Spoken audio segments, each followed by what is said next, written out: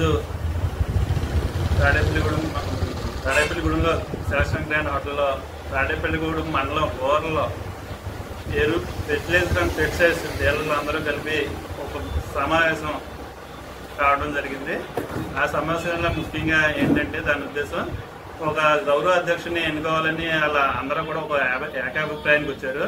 అందులో భాగంగా నన్ను ఈ ఫెర్టిలైజర్స్ అండ్ పెస్టిసైడ్స్ నిమిత్తం ప్రెసిడెంట్గా గౌరవ అధ్యక్షుడిగా నన్ను ఎన్నుకున్నారో వాళ్ళందరికీ కూడా నేను ధన్యవాదాలు చెప్తూ, ముఖ్యంగా ఏంటంటే ఈ కూటమి ప్రభుత్వం వచ్చిన తర్వాత ఏవైతే పథకాల్లో వ్యవసాయ అధికారుల ద్వారా ఉన్న పథకాలు ఫెర్టిలైజర్స్ అండ్ పెస్టిసైడ్స్ అందరికీ కూడా రైతులకి అందుబాటులో ఉన్నాయండి. అవి కూడా అధికారులు సూచనల మేరకు కూడా వాళ్ళని ఫాలో అవుతూ అందరికీ అలాగే ఫెర్టిలైజర్స్ అండ్ పెస్టిసైడ్స్ ఏమైనా సమస్యలు ఉంటే అధికారుల దృష్టికి తీసుకెళ్లి ఆ ప్రాబ్లమ్స్ అన్ని కూడా సాల్వ్ చేస్తానని సకారంగా తెలియజేసుకుంటున్నాను.